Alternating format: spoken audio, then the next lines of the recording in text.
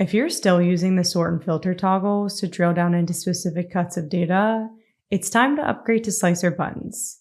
Slicers are a powerful Excel tool that let us quickly slice data by adding filter buttons to our worksheet. Let's take a look at how to create them.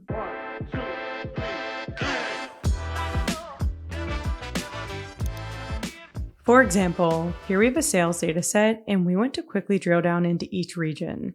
Instead of adding sort and filter toggles, filtering the data, and summing up sales every time you want to view a different region, we can streamline the process with slicers. Slicers are filter buttons that are connected to your data table, allowing you to analyze specific cuts of data in the click of a button. To insert slicers, first things first, we need to make sure our data is formatted as an Excel table. This is really important because if your data is not formatted as a table, you will not be able to add slicers. To create an Excel table, select any cell within your dataset, press Ctrl-T, make sure the correct data range is selected, and hit OK. I also like to add a total row to my table by checking total row in the ribbon so that I can easily see total sales.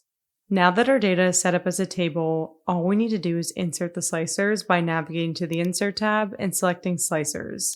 Next, choose the field you'd like to filter your data by. In this case, we're focusing on region, so I'm going to select region, and then hit OK to create the slicers. Finally, reposition the slicers to fit above your data table, and increase the number of columns to 4 in the ribbon. Now we can easily drill down into any region by simply clicking the respective button. This is so much faster than the sort and filter toggles.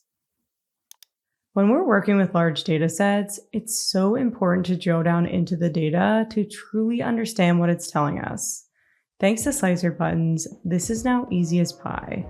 If you enjoyed this video, make sure to subscribe to our channel for more Excel tips and tricks.